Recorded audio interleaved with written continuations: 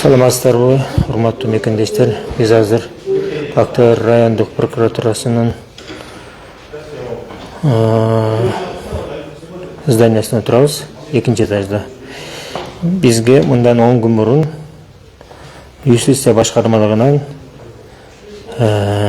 жанакындай поддельный документтер боюнча запростун жообу келген да. Булар атайын Саматқа бардарбы? Дайгы да? Смотри, первый. Самат.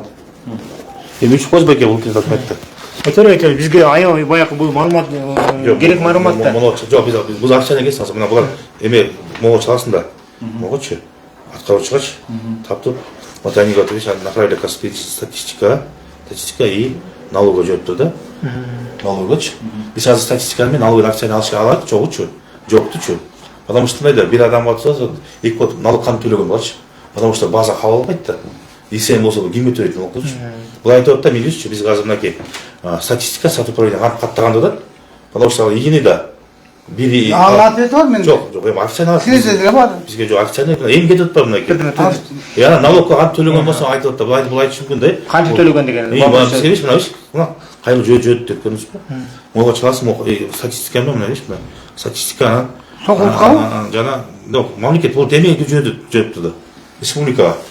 Республиканын мен ачыйсыз, сизге алып кетип бербейм Нуранга өткөнгө. Могу шалкоос арткылыш жеткен болуп деп. И могу приказ бар го. Пайгамбар. Бурук приказ бар го мынакей. Тикер үчүн алдым. И жа тергөөчү номерин берип койдум. Салышына эсин тергөөчү. Жок, бул эми алдабы. Мына эки фамилияны чакырайын бияка келсин. Керек чакыр. Жана кимдер эле? Жок, азыр тергөөчү сурайт. Бактияр Астаркулов менен бизге өтпөй, бересиз. Булар эмес да. Экинчиси Чоткараев. Жок, Бактияр Астаркулов менен Чоткараев Жылдызбек деген ошол юстиция башкармалыгында иштеген кызматкерлер экен мына.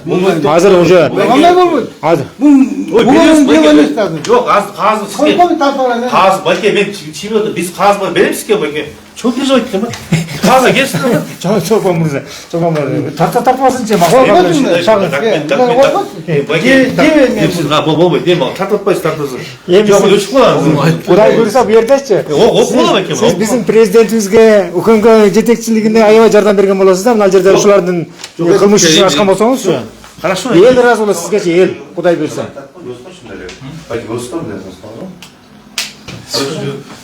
Я опять мне такой, Жок, бересиз. Байке бул эмес да. Здесь это Жас бересиз. Жазыңыз бул. Алло, бак dinlediniz. bu жерде Міне, сен жақыныңар ғой, танышыңар балалар. Жоқ, амал мен ешті жаңалы. Алдағандарына міне қашып отырсың? Соңғайсың ғой, байке. Сен білдек ақпын бұл. Туған тайке жем. Сіз де алсасың, ше. Мында алсасың. Акцияны жазасыз болшы. Не деп? Мұның копиясын акцияны. Жоқ, официалды жазбасыз. Акцияны бересіз. Азыр жаза ғой? биз сизге ишенебиз. Siz заказа бүтүп бериңиз. Бул кылмышкерлердин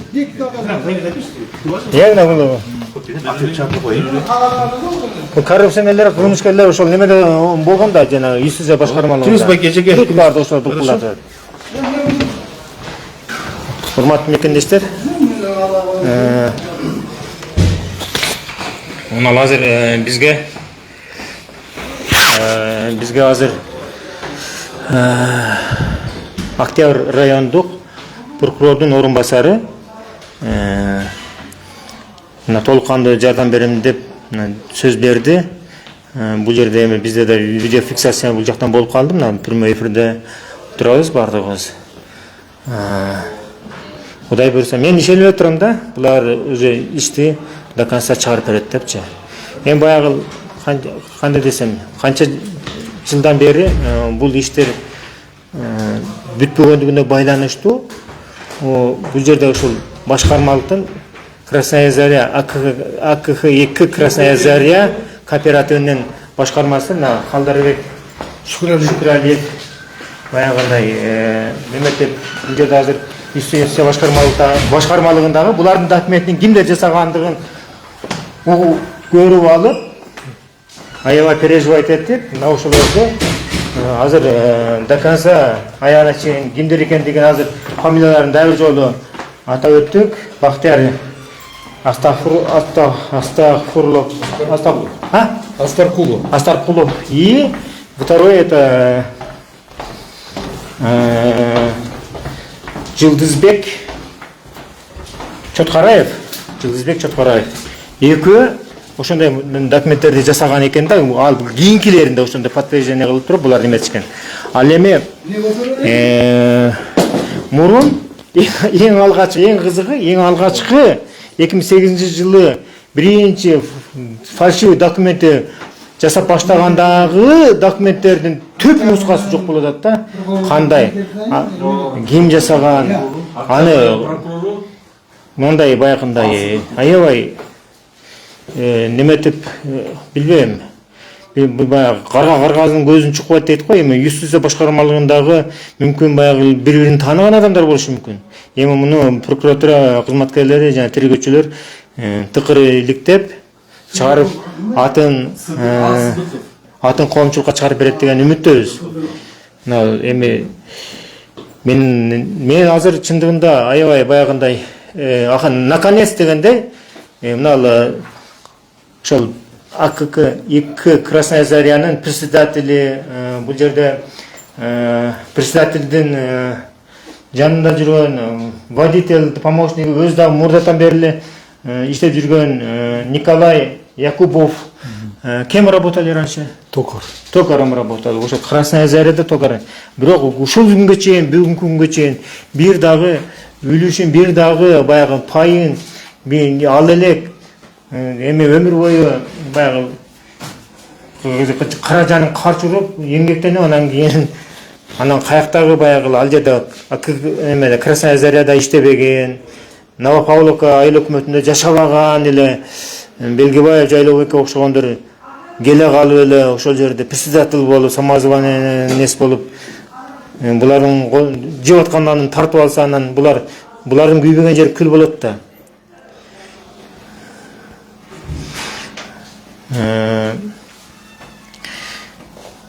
Пару слов говорите что-нибудь. Ну что, продолжается так же вот. Нефтебазу все растаскивает, залезли туда, купили, как купили, документы подделали там, все такое. Вот сегодня более-менее вот добились, да, вот эта прокуратура помогли нам, Октябрьский. Да, спасибо им. Вот они чуть-чуть помогли нам, да. Вот Октябрьского районного прокуратура, да, вот, города Бишкек, вот сотрудники, вот заместитель Чолпонбай, Мырза и Самат, вот это они помогают нам. Жакшы жардам берип атышат, азыр до конца дагы жардам беребиз, сотуңарга катышып беребиз деп өздөрүнүн макулдугун беришти. Кудай буйрса, мына Новопавловка айыл өкмөтүндөгү Красная Заря колхозу мурунку азыркы убактагы АКХ Красная Заря кооперативинин мүчөлөрү дейбизби же кооперативдер дейбизби уже мындай ишти алган жылышына неметип мыйзам чегинде булардын укугу өздөрүнүн колуна кайтарып атышына кыйла сүйүнүчтүү болушат да, иншалла.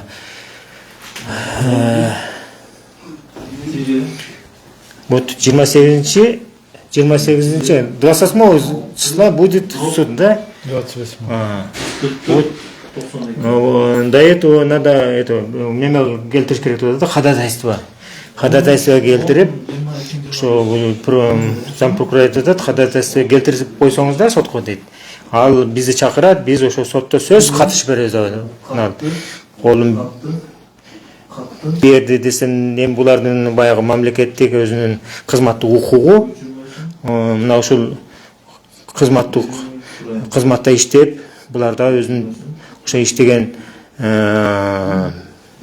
кызматынын негизинде пешенетер менен тапкан эмгегинин негизинде бала чагасын, үй бүлөсүн багып дегендей, булар да ошол кызматын кылып атат да. Эми ким кайсыл укук коргоо органы болобу, аткаруу бийлиги болобу, кайсыл орган болсун, ошол эл тарапта иштеп, элдин кызыкчылыгы үчүн ушундай кызмат кылып берсе деген деле биздин тилек да, Кудай берсе. Азыр мына Шүкүралиев Калдырбек председателибиз ушу жанагы юстиция башкармалыгынын берген катынын жообун ушу через прокуратура алып атат. Эми ошону алып туруп, дальше бул өзүнүн кыймыл аракетин жасайм деп атат. Дагы жолу кайталап айтып коеюн. Көрсө, башкармалык өзү 1991-жылы СССР кулагандан кийин түзүлгөн. Андан кийин СК Заря болуп 93-жылы түзүлгөн экен. Андан кийин кайра ошол мурунку аты АКХ-2 Красная Заря болуп, ошол аты кайрадан кайтарылып берилген 95-жылы. Орусчасы Ассоциация крестьянских хозяйств и кооперативов Красная Заря деп айтылат да. Кыргызчасы Дыйканчарба бирикмеси кооперативи да. Дыйканчарба бирикмеси кооперативи Красная Заря Дыйканчарба бирикме кооперативи деп айтылат. Мына ошол кооперативде 3000ден ашык адам, 3000ден тегерегинде же ушундай адамдардын немесе мындай үлүш ала эле экен да бүгүнкү күнгө чейинчи. Себеби дегенде мындай үстүнөн эле дагы бир 3 кооперативди мошенниктер түзө коюп туруп, ошол өздөрү ошол түзгүп алган немесин кооперативтеринин арты менен бир канча ишканаларды, бир канча жерлерди сатып ишкенде буларчы мен макул өздөрүнүн үлүшүн алды дейли. Үлүшү алгандыгы тууралуу немеде мына Красная Заря башкармасынын документинде колунда ошо документтерде жазылып турат. Кимдер үлүшүн алган, мисалы ошол жерде канча киши көрсөтүлгөн үлүш ээлери болуп? 2686 киши. 2686 киши бары. Бул глав үй бүлөнүн башчысы, глав семьи. А балдары менен булар 6000ге чыгат. Балдары кыздарын кошкондо 6000ге чыгат. Эми ошолордун ичинен үлүштөрүн алган жанакы кече бир список көрсөттүңүзгө жарым-жартылай алып турго. Азыр күндө жарым-жартылай алган эмес. Анткени муну Архар деген неме камалганда ошонун башкармасы Белгибаев жайлоо деген бесхозный земля деп 1498 гектар жерди көрсөтүп берген. Эптеп түрмөдөн чыгыш үчүн. Ал жерлер элдин үлүш жерлери, элге бөлүнүп берилген 98-жылдары. Анан каяктан неме болот? Бесхозный земля болот. Бесхозный земля деген кайсы мамлекетте бар экен, мен таң калып атам ушул сөзгө. Биз негизги максатыбызга жеттик. Бүгүн Кудай буйруса бүгүн канчанчы? Дагы жетелек, биз эми иш козгош керек буларга. 20 октябрь болуп атат. Понедельник 2025-жылдын. Эми жок, негизинен баягы буну бербей чыкканда жанагылар юстиция башкармалыгы жашырып турабы? Бербей жаткан. Бул прокуратура кызматкерлери канчалык запрос жөнөтсө дагы бул запростун ответти келбей, мына 1 жылдан бери сүрөккелиштиби? 1 жыл 1 ай сүрөттү да. Неме Министерство юстиция 27 сентябрь 2024-жылы сотко бергенсиз. Бирок ар кандай баягы футбол тетип келишти да турабы? Шултоодо булчу. Булар баягы карганын көзүн чокойт дегендей, облыстья жиберет, облыстья Бишкек юстиция кайта немеге жиберет. Министерство юстицияга. Анан алар болсо текшерип атабыз, көрүп атабыз, издеп атабыз. Эң акырында эми документтери жок болуп чыкса, мына өзүнүн берген ответинде жок. Ким позор. Жанакыл 2008-жылы Белгибаевдин документи жок болуп атат. Жок, Архар деген организациянын регистрация кылган адамдын дайыны жок. Кайсы числада, кайсы күндө ким аркалуу болгону жок. Жөнүнө бир воздух. Ушундай документ жасап отуруп иштеп келишкен экен да. Бул деген Жаныс Бакиевдин давлениеси менен болгондо бул регистрацияда болгон эмес, жасалган эмес.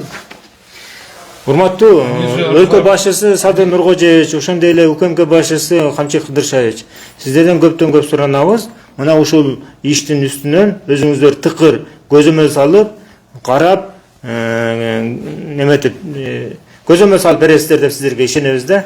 Ата сиздерден суранабыз деп, мына башкармалык өзү неметип атат, суранам деп. Урматтуу Садыр Нуркожоевич, Кыргыз Республикасынын президенти. Урматтуу Камчы Кыдыршаевич, сизден биз Новопавка эли суранат.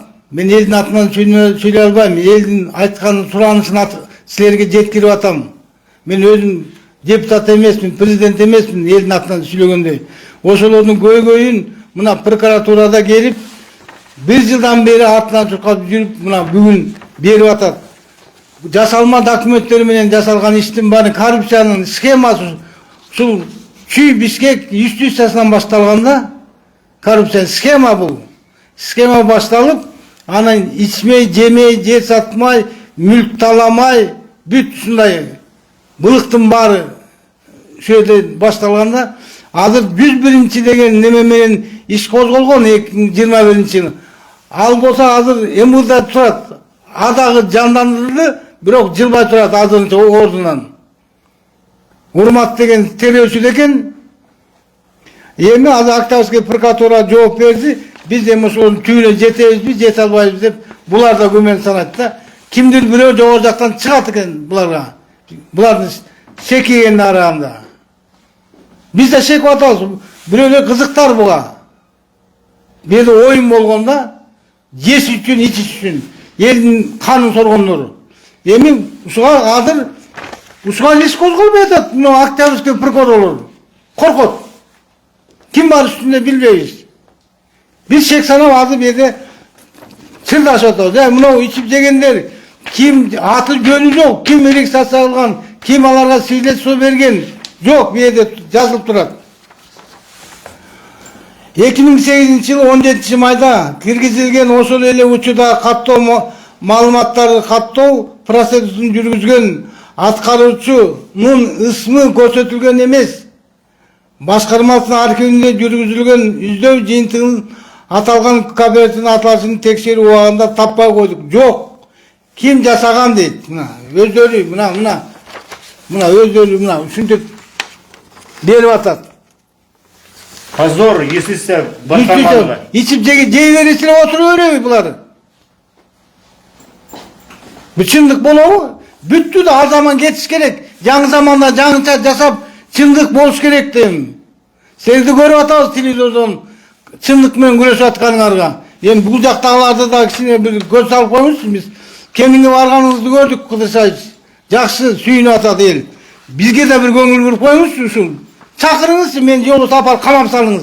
Эгер мен туура эмес сүйлөп, жала жаап атсам, туура эмес маалымат берип атсам, Кудайсайч, мен чакырсаңыз мен мүшөк менен барам, камасаңыз.